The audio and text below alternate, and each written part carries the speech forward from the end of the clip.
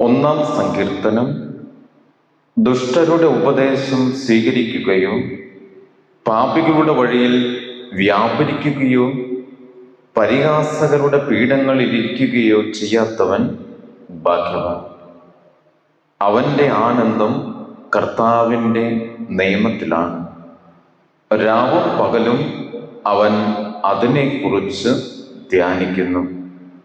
നീർച്ചാലിനരികെ നട്ടതും യഥാകാലം ഫലം തരുന്നതും ഇല കൊഴിയാത്തതുമായ വൃക്ഷം പോലെയാണ് അവൻ.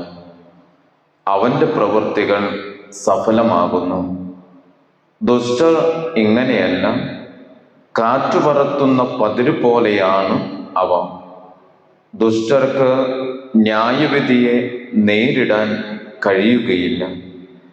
പാപികൾക്ക് നീതിമാന്മാരുടെ ഇടയിൽ ഉറച്ചു നിൽക്കാനും കഴിയുകയില്ല.